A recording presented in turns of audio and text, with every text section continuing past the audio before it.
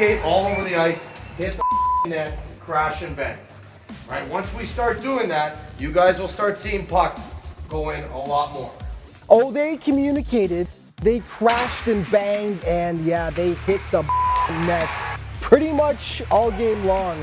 Oakville dominated against Buffalo. Highlights coming up. This is the OJ Today. Welcome everyone to our first show of the year. I'm Alex Bastiavansky. All season long, we'll be bringing you all the stories, all the news, and highlights from the Ontario Junior Hockey League. Today, Kingston head coach Torian White will join me via Skype to discuss his team's start in the ridiculously tough East Division.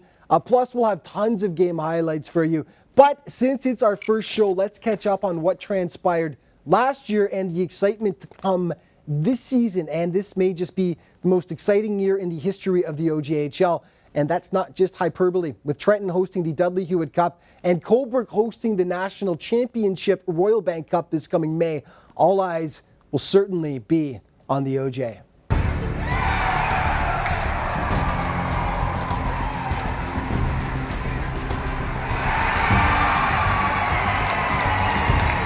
What do you do for an encore? Last season was one of the most memorable in the history of the OJHL. For the first time, the league played host to the top Junior A teams from across the planet at the World Junior A Challenge, packing rinks along the way in Trenton, Whitby, Wellington, and Cobourg. Then in the spring, the Trenton Golden Hawks advanced all the way to the semifinals of the National Championship in Saskatchewan. It was a season to remember, and it helped set the stage for what's to come. Yeah, last year was a great year for us.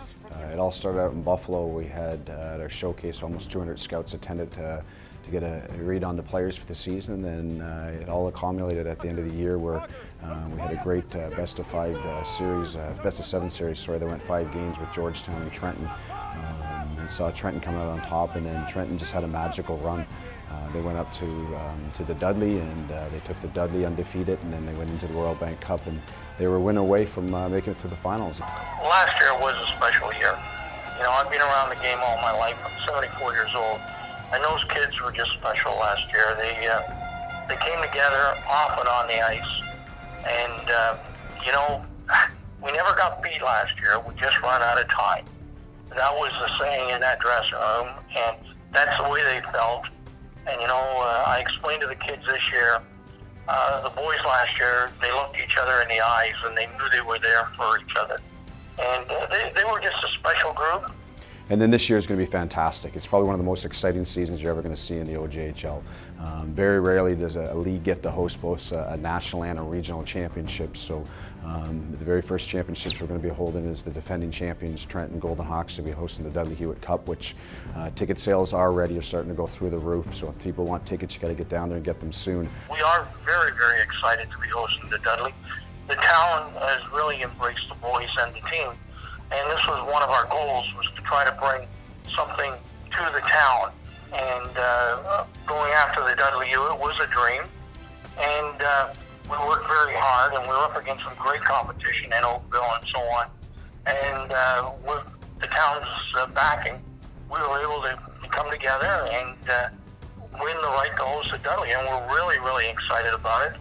The Dudley is the appetizer for Canadian Junior A Hockey's ultimate prize, the National Championship, the Royal Bank Cup. Cobourg won the right to host the tournament, and it will be the first time in 32 years the league has hosted the competition, going all the way back to Aurelia in 1985. We're very fortunate that Hockey Canada awarded Cobourg as the Royal Bank Cup host for 2017. Brent Tully and his group and the Orange Suit group with Mark Mercer have been doing an outstanding job with John Druce behind the bench. They've built a great team. They're, throughout the year, they're a nationally ranked team. They're one of our top teams in a very, very tight East Division. Sponsors have jumped on board. The town of Cobourg's jumped on board. The fans have jumped on board. I think we had 60, 70 volunteers signed up for the event. Well, it's certainly a real honor and pleasure to host the RBC Cup this season. Obviously a lot of great planning went into the bidding process way back when, and to be successful at it now. The tough part weekends both on and off the ice. Obviously it's a massive project for our planning committee to undertake, and are doing an excellent job. And creating the excitement around the tournament leading into May, and of course on our side, the hockey operations, building a team that's capable of winning is certainly a fun challenge and a stressful one as well, but albeit lots of fun, and it's going to be an excellent opportunity for us. Okay, the Players of the Month were recently announced, brought to you by a Bar Down Hockey official clothing supplier to the OJHL. And they are. The goalie was Stefano Durante of Coburg, who posted a stellar 8-1-0 record. In the Northeast Conference, it was Danny Bosio of Kingston, who had 19 points. And in the Southwest, Jordan Crocker of Georgetown, who had 18 points for the month of October. OJ commitments recently. Cameron Wright of St. Mike's will take his game to Bowling Green of the WCHA in 2017-18, and Ryan Sidorsky of the Buffalo Junior Sabres is heading to the Union Dutchman of the ECAC in 2019-20. And OJ trivia, this week's question: who was the 2015-16 OJHL scoring champion? First person with the correct answer in an email to Rick Morocco, that's rmorocco@theojhl.ca, wins an OJHL prize pack.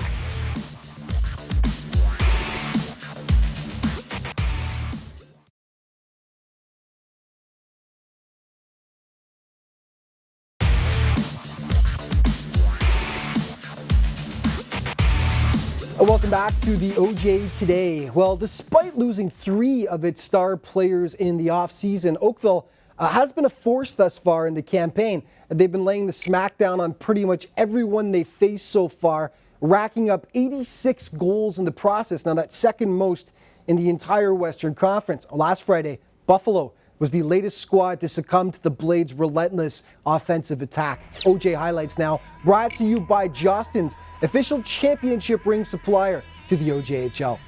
Buffalo was in for a world of hurt in this game against the Blades. Already up 1-0 in the first. Blades on the PP. Chris Brill Morgan had a huge game for Oakville. Here he goes, bar down. His first of the contest to make it 2-0 for the Blades. And then just 30 seconds later, Jackson Doherty steals. Jack Ricketts with the finish. Buffalo didn't know what hit them. Blades up 3-0 at that point, and things only got worse in the second for Buffalo. Again, sloppiness in their own zone. Tyler Hillenbrandt leaves it for Brill Morgan, who splits the wickets on poor Alex Kamare. Brill Morgan second, Oakville fully in control, up by 4. At the 10:20 mark, Doherty with the nice solo effort. Kamari gives it the old ole as he just waves at it with the glove, and it was getting bad. Blades go up 5-0. Mercifully, the Sabres do get one back with the man advantage as they pass it around. Adam Tretowitz tips it home out front, and Buffalo narrows the gap to 4 goals. Still a mountain to climb, though. And as if there was any doubt, the Blades hit right back. Drew Warad fans on it. Brill Morgan, he finishes, and there's the Hattie for Chris as he restores the Oakville lead to 5. And this was the kind of day it was for Buffalo. Christian DeFelice rings it off the iron. Oakville turns it up the other way, and it's Jackson Bales to Ryan Foss with the sweet dangle. 1 of 2 on the game for Foss. 7-1 Oakville at that point. Both teams would add one more, but this was just a good old-fashioned butt-kicking at the end of the day. Brill Morgan, big man on the night for Oakville as he nabs the hat trick. 8-2, your final in this game. Well, the Lindsay Muskies have had a rough go of things so far this season. They've had sand kicked in their face far too many times, and they were due for a breakout. Now, Lindsay can surprise teams. Just a few weeks back, they pulled off a shocking win against the powerhouse Whitby team. Saturday, they faced off against another struggling squad as they traveled to Orangeville. Yeah, a tale of 2 struggling teams. Orangeville had only 4 wins on the year. First period, Muskies hit first off the brutal giveaway. Brock Trail to Cameron Lamport. Sweet finish, and the Fish go up 1-0. But the Flyers would respond. Breakaway pass for Connor Smart. He beats Sean Green, and O-Town evens things up at 1 apiece. And then just before the break, off the draw here, watches Liam Winslow's shot deflects off the stick of Cameron Robinson. In it goes. Puck luck for the Flyers. It's 2-1, and they would extend their lead in the second period. Muskies cough it up in their own end. Nick Criminisi with a wrister that would make Wendell Clark proud. And Orangeville were looking good, up by a deuce. But hold on, there was still 20 minutes left to play, and the Fish used that time exceptionally well. Cameron Robinson wills it past Nathan Torchia, and the lead is cut to 1. And then it's Lindsay on the power play, watches Torchia, makes the monster stop, but Brock Trail knocks home the rebound, and it's all knotted up at 3 apiece. Then high drama with 17 seconds left. Shot from the point deflected home by Mr. Trail. Lindsay completes the comeback and steals 2 points from the shell-shocked Flyers. How happy were they to get that win, just their 4th of what's been a very difficult season so far. 4-3 your final. Muskie stormed back from a 3-1 deficit to nab the points. Brock Trail had a big game with 2 goals plus a helper. That is a character win for the Fish to come back like that. Okay, viewer discretion advised if you're a Pickering fan. This game was ugly.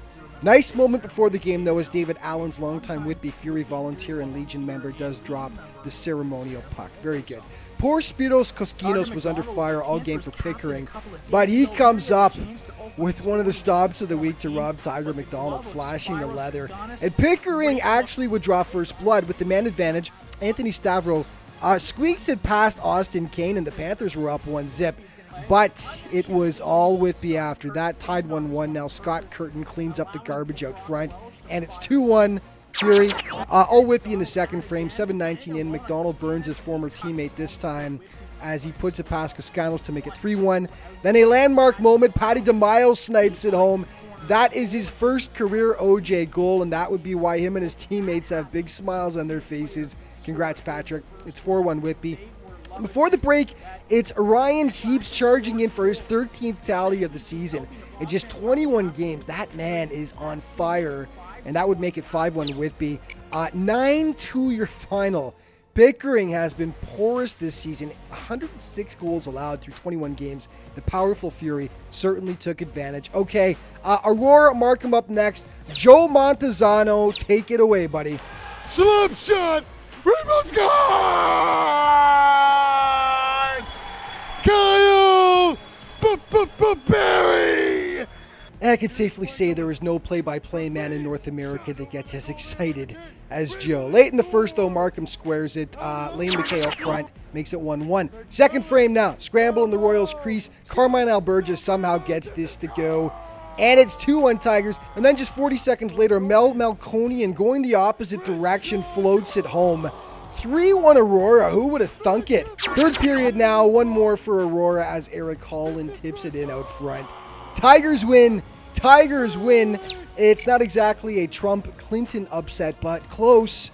Markham had won 13 games on the year. Aurora just 2, but the Tigers pull off the shocker. They needed that win, and they get a big shot of confidence. Okay, alumni update for you. Kyle Wood with the Tucson Roadrunners of the AHL named AHL Rookie of the Month. Parker Gahagan of Buffalo named Atlantic Hockey Goalie of the Month. And Jamie Phillips of Tulsa named ECHL Goalie of the Month. Lindsey Sparks, he used to terrorize Georgetown, I remember. ECHL Player of the Week, and Paul Barafado of Buffalo, Atlantic Hockey Goalie of the Month.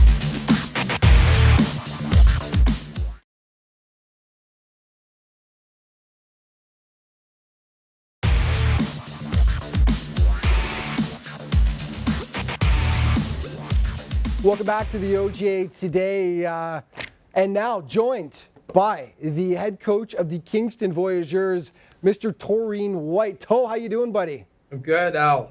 How are you doing this year? Fantastic. Long time no see, huh? Been a long time. You know what? Actually, I was looking forward to having this time with you again. You did such a great job last year, so. Well, buddy, you know what? You did a great job too. With you. You're the first interview this year, just so you know that. I hope you feel honored by that. This is the interview. Let's get that in there. And the interview, of course, is brought to you by Edge Again, the official decal supplier to the OJHL. And so we're going to get to this season in a moment, but before we do that, I want to start off with last year. Just kind of a little review of what went down last year. You guys had a great season. I mean, you made it all the way to the conference final before getting shut down by the juggernaut that was Trenton. But I just want to hear your feelings on last year and how you think things went. Yeah, last year was crazy. Last year, obviously Peter got the job quite late as GM, and I think he had hired me right around sometime probably around the June time, and so we were kind of behind the eight ball. But hey, man, we were able to put together a pretty special group, and didn't know how well things were going to turn out with that group. You know, we were older though, and we had quite a bit of personality, and I think once we had picked up David Richer and he was able to kind of get that ball rolling for us, we realized that we had something pretty special. So yeah, it was obviously we saw quite a few guys graduate. Ian Harris, Zach Melifone graduated out a year early to Union. Rinaldi went on to Union as well. Jacob Hanlon went off to University of Ottawa. Connor Babb went to U of T. Mason Corliss went to Morrisville State in D3. It was continuing on the tradition that you guys always send a bunch of guys off to schools every year, whether it be Canadian schools or NCAA. I wanted to talk about Rinaldi for a second because, of course, he came over from the BCHL and just lit the league on fire. I believe he finished third overall in scoring last year. Got a full ride to Union along with the Melifone as well. But talk about Rinaldi because he was a superstar last year. He was the man for you guys from a scoring perspective. Just talk about what he brought. Yeah, Anthony brought obviously, you know, when you have a kid that can put up that many points, you know, we knew that if it was late in a game, just it didn't really matter what kind of scenario it was. You knew that he was going to pull through with a point or two. And you know, if you look back at the Markham playoff, I mean, you know, we had swept that series. I think he finished with 11 points in 4 games. So just, you know, so it was you know, again with having him, with having Richer and Ned, it was a pretty we had a very very very strong hockey team, and I, you know, but the way we had looked at it here was Anthony just was one piece of that puzzle, and you know, trust me, we had some really big pieces last year. Again, you know, Harris and Melifone, Lorenzo on the back end, Reed Russell. The team was built to have some success, and I thought we did. Unfortunately, we just ran into that. No shame. I mean, no shame in losing to Trenton last year. Of course, we made it all the way to the RBC finals, or the semifinals anyway, the national championship. Get on to this year now. What the heck is wrong with you guys? You're in last place in your division, for crying out loud. Now, yes, I am laughing a little bit over that because I don't think there's probably a division in Canadian junior A hockey. You're going to find a team that's got a 9-5 record and is sitting in last place in their division, but such is the Eastern Division of the OJHL, which is an absolute terror. I mean, you guys just beat the heck out of each other, game in, game out. From top to bottom, it's an amazing division. Yeah, you guys are technically in 5th place, but you got a 9-5 record. You guys have played great so far this year, haven't you? Yeah, we know what. It's a very different look from last year. We went a lot younger, but I think we also make up for it with a bit more speed. We certainly have a very skilled team, and we're a little bit deeper in terms of depth. I know, obviously, we know that, you know, we're losing with a player like Anthony and Jacob Hanlon. You know, we knew that there were going to be some holes, but I think overall, actually, we have quite a few players right now that are sitting very well in terms of point spread, but a very, very different look. A bit more disciplined. I mean, I think last year's group, you know, obviously we were a much larger team in terms of stature, and so, you know, when the going got tough, the guys wanted to rumble, and this year's team's a lot more disciplined. So as you've probably noticed, we're not taking as many penalties, because you don't have Zach and Melifone on the team. That guy was he was the definition of truculence, as Mr. Brian Burke used to like to say. Someone needed to step up in Rinaldi's absence, and Bosio has done that big time for you guys. He's had a great year so far. He's one of the top scorers in the league. Danny's been awesome. You know what? I think we had kind of got a little bit of taste from him last year. If you notice, he did pretty much finish as a point per game guy last year as well. Before he got hurt. So, you know, the expectation for him this year was to come in and be our go-to guy, and he has certainly stepped up. He's also one of our captains this year. Just a guy that is positive. His work ethic's great. Comes in here, wants to do video, wants to get better. Has also been selected for the Eastern Canada Cup Challenge. Has also been acknowledged as Player of the Month. But again, if you watch how hard Danny Bosio works at practice and the amount of time that he puts in, no one's really surprised. So, but we aren't a team that's just built around one guy. We do have quite a few kids this year. If I look at Josh LeBlanc, if I'm looking at my board, I will not show. Josh LeBlanc is, only 5 points behind. I should point out that Toe's in the dressing room right now just after practice, and to his right is the breakdown, the scouting report on all the different teams which we're not allowed to show. But listen, as usual, we could go like that. We're out of time. Thanks so much for joining me, buddy. Thanks, Al. Always a pleasure. Okay, we'll talk later on. More OJ Today coming up in just a moment.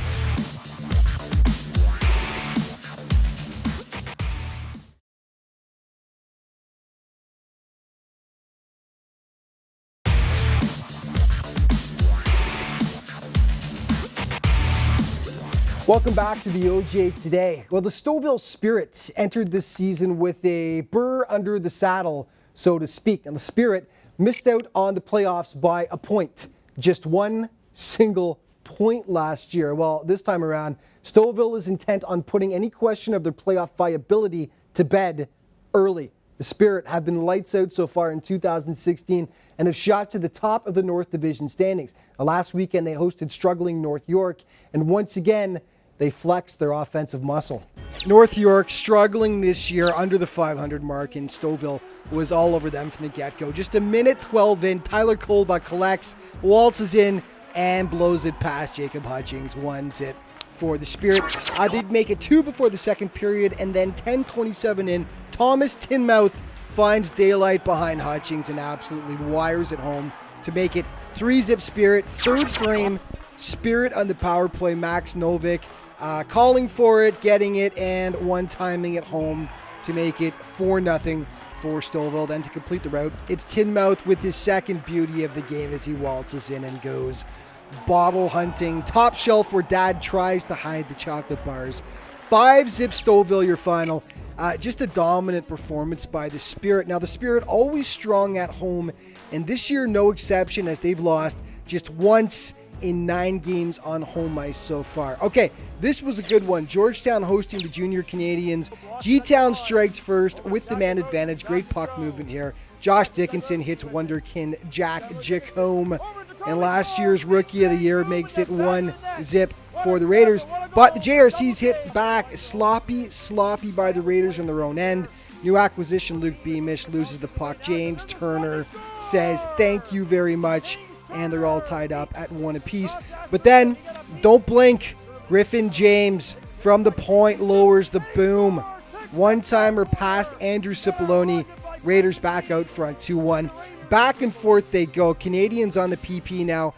David Sherman uncovered out front. Beautiful little tip in here. And once again, Toronto evens the score. Second period now. More sloppiness from the Raiders in their own end. Jordan Crocker gets stripped of the puck. The Canadians press, and ultimately it's Artur Turchuriev with the wraparound here, and Toronto takes its first lead of the game, up 3-2. If not for Josh Astorino, it would have been a 2-goal deficit for Georgetown. Watch this save onto Turchuriev as he makes like Gumby, stretches to deny. Great save. Third period belonged to Georgetown. 10:39 in. Austin Cho from the point. Cipollone just can't glove it. In it trickles, and the Raiders even the score at 3 apiece. And then 3 minutes later, Shaquille O'Neal on skates, otherwise known as Jake Payette. Point shot deflected home by Ryan Takamatsu, and that would prove to be your winner as the Raiders complete the comeback. Great game from Alcott Arena as the Raiders just continue to roll. That win extended their unbeaten streak to a league best 15 games, and they've now got a 10-point bulge over second place Burlington in the West. Okay, another good contest here as Milton hosted Orangeville. No scoring in the first, but look at the save by Ruin Badenhorst here. Wow. Take another look as we slow it down as he makes the initial stop and then just sticks out the paddle to make the save of the week on Justin Parr. Second frame now, Orangeville opens the scoring. Power play, Nick Stuckless from the top of the circle beats Will Roski, who couldn't see a thing on that play, screened all the way, one's at Flyers. Milton gets it back. Chris Taylor, quick wrister that beats Badenhorst, and it's 1-1, and Badenhorst started to have problems. Minute 15 later, he gives up an epic rebound to Matt Bauman. Ice Sox pull ahead by a 2-1 count, and then Badenhorst, ooh, that stings. Can't squeeze the pads, and Jeff Lindsay takes advantage. Milton pads its lead 3-1. Cue the comeback, though. 1:08 later, Zach Taylor with the one-timer that beats Roski. The lead is cut to 1. And in the third, they do tie it. Connor Smart with the wicked wrister that handcuffs Roski. And then at the tail end of the play, the mitts are dropped, but it gets quickly broken up by the official. So Milton, happy to get at least a point. No doubt a little disappointed they gave up the 2-goal lead, though. All right, league standings. Let's take a quick look. East Division, Coburg on top with a very slim lead over Trenton, followed by Whitby, Wellington, and Kingston in that incredibly tough division. On to the north, Stouffville leads Markham, and then it's Newmarket in third, Lindsay, Pickering, and Aurora. Pickering and Aurora really struggling this year. South Division, Oakville now tied with St. Mike's in first, followed by the Patriots, North York, Junior Canadians, and Mississauga in last with 13 points. And in the West, Georgetown with a comfortable lead over second place, Burlington, followed by Buffalo, Orangeville, and Milton with 3 wins on the season so far. Okay, the top 5 plays of the week. Number 5, Griffin James lowers the boom for Georgetown against Toronto. The cannon of a shot from the blue line. Beautiful. Number 4, Marcus Samayo of Markham sprawls to make the fantastic stop against Aurora and a losing cause. Number 3, Josh Astorino makes like Gumby against the JRCs, bending over backwards to keep the sure goal out. Number 2, Spiros Koskinas of Pickering with the larceny on former teammate Tiger McDonald, flashing the leather for the huge save. And number 1, goalies had a great week in the top 5. Ruin Badenhorst absolutely stones Milton here. Just sticks out the paddle to deny the sure goal that was heading for the gaping cage. Beautiful. And that is our OJ play of the week. And that is it for this week. Now, as mentioned, it is going to be an epic year for the league with so many huge events taking place. To keep up to date on everything, head to ojhl.ca, or on Twitter, you can find it at OJHLofficial, and on Facebook at facebook.com/OJHLofficial. Thank you so much for tuning in to our first show of the year, folks, and we'll see you next week.